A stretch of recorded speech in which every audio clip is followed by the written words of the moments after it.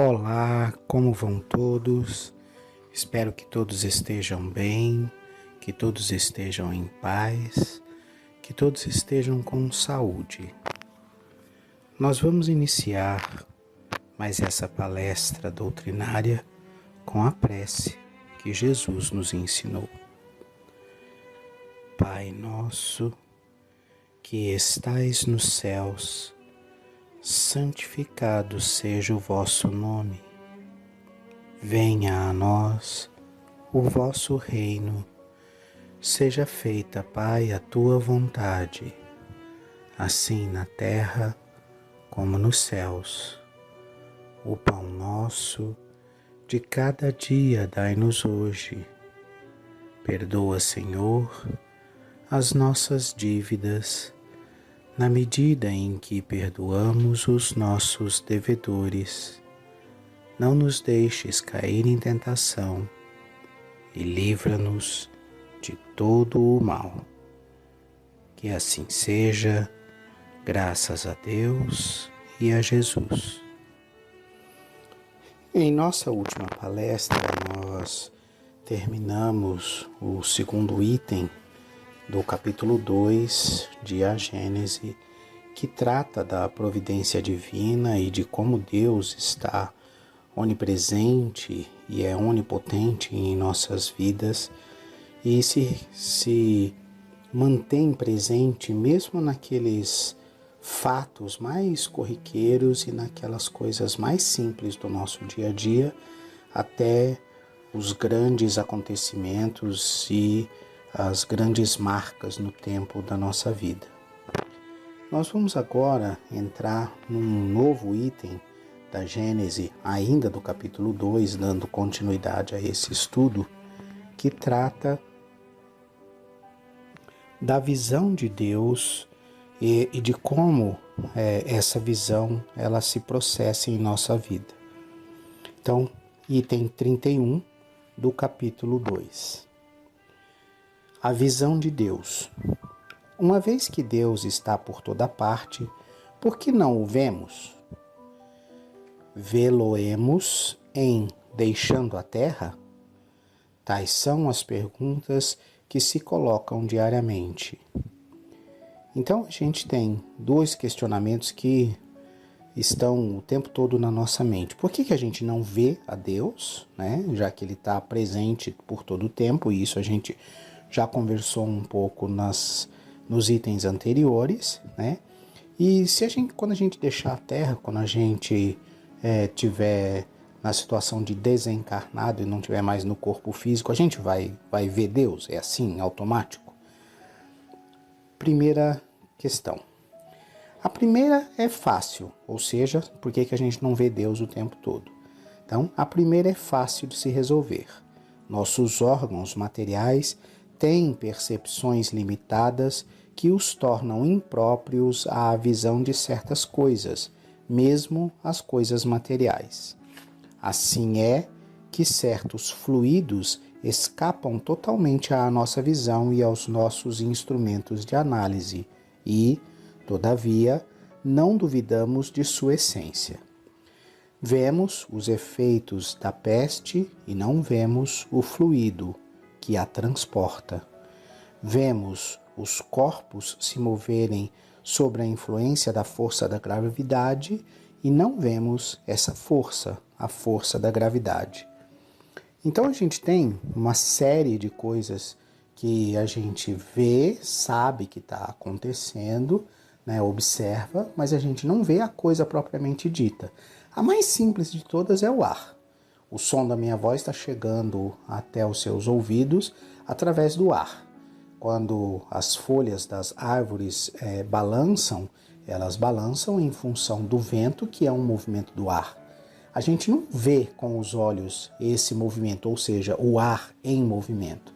O que a gente vê são os efeitos, que são as folhas e os galhos das árvores se movendo em função de uma causa que a gente sabe que é o vento, apesar da gente não estar vendo o vento, né? Vamos dizer, mas de vez em quando dá para ver. Não, o que você consegue ver no ar são partículas de poeira ou partículas suspensas pelo vento que você vê a partícula se movendo, mas você não está vendo o vento e o ar. Você o percebe por outros sentidos. Você percebe o movimento do ar, por exemplo, no sopro, pelo tato, mas você não vê o ar se mover. É nesse sentido que ele está dizendo que mesmo essas coisas materiais, elas escapam à nossa capacidade de visão. Se as coisas materiais já escapam, já estão fora da nossa frequência, do nosso campo de visão, que dirá as coisas imateriais? Lembremos, Deus é imaterial, né? Então a gente não pode esquecer disso. Sigamos. As coisas de essência espiritual não podem ser percebidas por órgãos materiais. Não é senão pela visão espiritual que podemos ver os espíritos e as coisas do mundo imaterial. Só a nossa alma, pois, pode ter a percepção de Deus. Vê-lo-emos imediatamente depois da morte? É o que somente as comunicações de além-túmulo podem nos ensinar. Por elas, sabemos que a visão de Deus é o privilégio das almas depuradas e que, assim, bem poucos possuem, em deixando o seu envoltório terrestre, o grau de desmaterialização necessário. Uma comparação vulgar o fará compreender facilmente. Aquele que está no fundo de um vale, mergulhado em brumas espessas, não vê o sol. Entretanto, pela luz difusa, julga a presença do sol. Se sobe a montanha, à medida que se eleva, o nevoeiro se clareia, a luz torna-se mais viva, mas não vê ainda o sol. Não é senão depois de estar elevado acima da camada brumosa, encontrando-se num ar perfeitamente puro, que o vê quem o sol, em todo o seu esplendor. Assim ocorre com a alma. O envoltório perispiritual, se bem que invisível e impalpável para nós, é para ela quem a alma, uma verdadeira matéria, muito grosseira, ainda para certas percepções. Esse envoltório se espiritualiza à medida que a alma se eleva em moralidade. As imperfeições da alma são como camadas brumosas que obscurecem a sua visão. Cada imperfeição de que ela quem a alma se desfaz, é uma tarefa a menos, mas não é senão depois de estar completamente depurada que goza da plenitude das suas faculdades. Então, são coisas assim muito simples, né? É como se você dissesse assim: eu consigo ver a luz do sol? Depende de quão profundo você está. Vamos colocar as coisas assim: se você ir muito fundo no oceano, mas muito fundo mesmo, você vai perceber que você não consegue ver a luz do sol. A luminosidade do sol, ela vai se tornando cada vez mais difícil de perceber, né? E aí você vai se tornando, vai tornando isso cada vez mais difícil de você ver a luminosidade do sol. Se você for subindo, né, e é isso que ele está chamando de coisas brumosas. Coisas brumosas seriam como nevoeiros, né? Seriam aquelas névoas que você, olhando de cima da montanha, você vê lá embaixo no vale, né? É como se fosse uma nuvem entre o fundo do vale e o alto da montanha, né? Da mesma maneira, a água do mar, né? Como ela tem salinidade, você muito fundo no mar, você não consegue enxergar a luz do sol. Conforme você vai subindo, né, mais para a superfície do mar, a luz do sol vai ficando cada vez mais clara para você. Você vai percebendo até o calor. E quanto mais próximo da superfície, maior a sua chance de enxergar essa luz, né, com assim, ainda com dificuldade, quando você está, por exemplo, na praia de óculos de natação ou não, mas que você olha por através da água e a água em movimento, a água agitada, você não consegue nem enxergar direito se o sol é redondo, quadrado, sem forma ou coisa parecida, mas você vê a luz do sol. Assim é conosco, né? Essa dificuldade de enxergar, e quando a gente está muito profundo, essa profundeza que nós estamos aqui usando como argumento, são as imperfeições da alma. Então imagina que toda a água do mar e você lá no fundo representam todas as impurezas e todas as imperfeições da alma que tornam essa alma muito pesada, muito próxima do fundo do mar, né? Esse mar não é um mar físico de água salgada, mas o mar das sensibilidades morais. Então, quanto menos você respeita o seu próximo, respeita a opinião do seu próximo que é diferente da sua, quanto menos você tolera esse comportamento desse próximo, que muitas vezes esse comportamento ele te agride, seja por palavras, seja por agressões físicas, mas você tem uma tolerância a isso que é baixa. Então, no sentido de o que é uma tolerância baixa a uma agressão? É você ter não só o pensamento da vingança, mas agir para se vingar. Essa é nesse sentido que a gente considera que você tem muita densidade. Quanto mais rápido eu reajo no sentido de me vingar, de devolver a ofensa, ou de devolver o ferimento, ou de atacar o meu próximo, mais denso eu tô e, portanto, na nossa comparação, mais no fundo do mar eu tô. Quanto mais eu consigo controlar essa minha ânsia de responder instantaneamente a uma agressão com a mesma violência e com a mesma força, que a gente pensa que é justiça, mas na verdade é vingança. Quanto mais eu tenho essa ânsia de me vingar, mais eu tô pesado, mais eu tô fundo nesse mar moral que a gente está usando como ideia. Conforme eu vou me depurando e conforme eu vou assimilando melhor por que essas coisas me atingem, por que nas leis divinas esse tipo de situação está chegando até mim, eu vou me desfazendo desses sentimentos. E aí a minha tolerância, ela entra numa fase em que eu não concordo, mas eu respeito. Eu não aceito, mas eu entendo que a pessoa tem aquele comportamento por imperfeições que ela tem e que eu também tenho. Nesse momento em que eu estou entre o respeito e a compreensão, eu já não tenho... O pensamento da vingança passa pela minha cabeça, eu tenho vontade de devolver na mesma moeda, de atacar, de ferir na mesma moeda, mas eu consigo me controlar, eu consigo num primeiro momento calar esse movimento e aí buscar a compreensão. Num outro instante eu vou passar a compreender. Então de novo, aquele comportamento, aquela violência, aquela agressividade daquela pessoa, ela me atinge.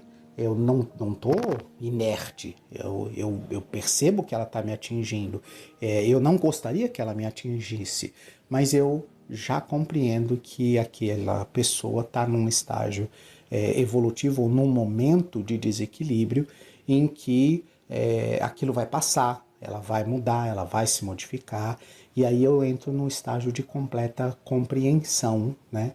E aí, conforme eu compreendo que isso vai acontecer com aquela pessoa, eu vou sendo menos atingido, deixando que aquelas coisas me atinjam cada vez menos.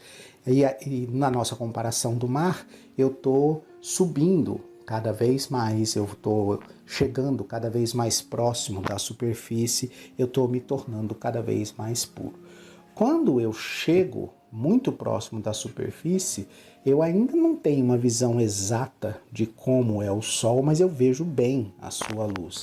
Da mesma maneira, espiritualmente, conforme eu vou chegando nessa superfície em que eu tento enxergar, eu sei que o sol está lá, eu sinto o calor do sol, mas eu ainda não tenho uma visão clara, né? Eu já consigo, por exemplo, ouvir e compreender as explicações de quem está fora do mar, de quem está fora da matéria, e me explica como é essa visão de Deus, vamos colocar assim.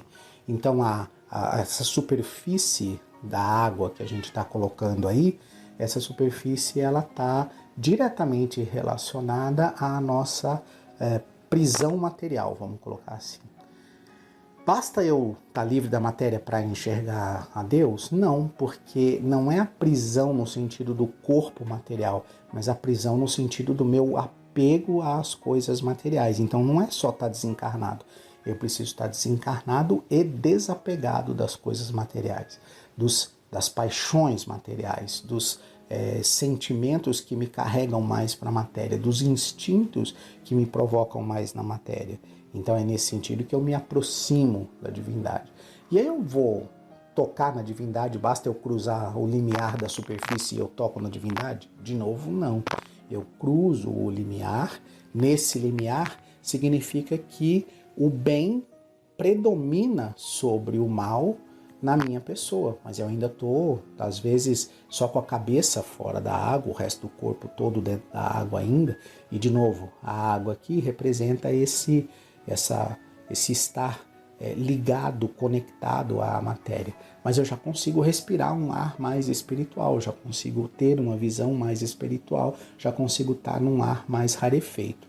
Saímos, e aí quando você sai totalmente da água, você já está nas altitudes maiores, lá onde está as nuvens e lá onde está onde a matéria já não te oferece nenhuma atração? Não, eu ainda vou flutuar ali, ainda vou voar até passo a passo, degrau a degrau, evolução a evolução, progresso a progresso, eu vou gradativamente ganhando cada vez mais altitudes até que a gravidade dessa matéria que me puxa de volta aos planetas, ela não tenha mais influência sobre mim, e aí sim eu estou totalmente livre no espaço.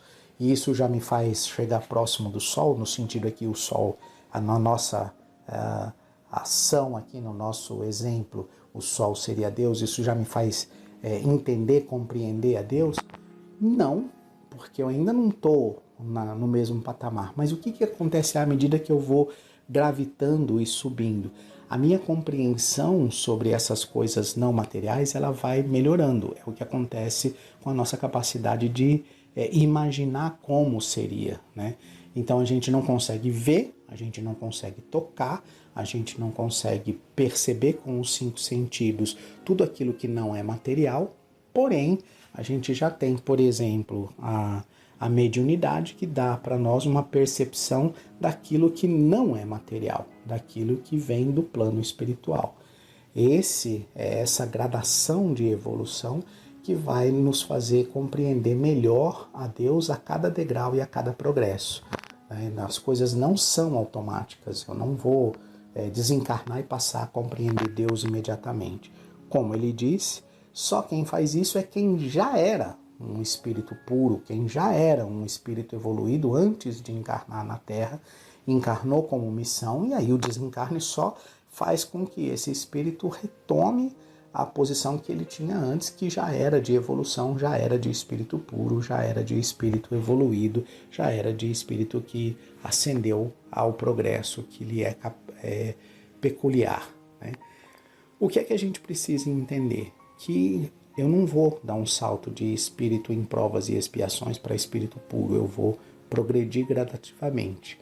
Na medida em que eu progredir gradativamente, a minha compreensão de Deus vai melhorando e a minha percepção sobre Deus vai melhorando, e eu vou conseguindo compreender melhor como é essa justiça divina. Ao final de tudo isso é que eu vou conseguir não ver, mas sentir, que é como a gente percebe a nossa fé hoje. Ela é um sentimento, ela não é uma visão.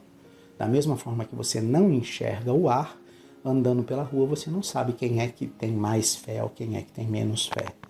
Então é nesse sentido que a gente precisa compreender que você não vai ver a Deus, mas você vai senti-lo, você vai compreendê-lo, você vai, pela sua inteligência e pelos seus sentimentos mais puros, ter a certeza da sua existência, da existência de Deus. Eu me despeço de vocês com a prece que Jesus nos ensinou e a gente continua nesse assunto na próxima palestra.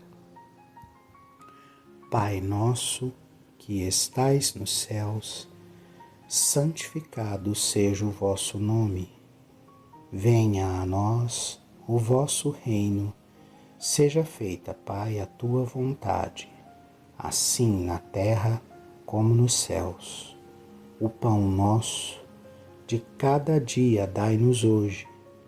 Perdoa, Senhor, as nossas dívidas, na medida em que perdoamos os nossos devedores. Não nos deixes cair em tentação e livra-nos de todo o mal. Que assim seja, graças a Deus e a Jesus. Fiquem em paz, fiquem com Deus.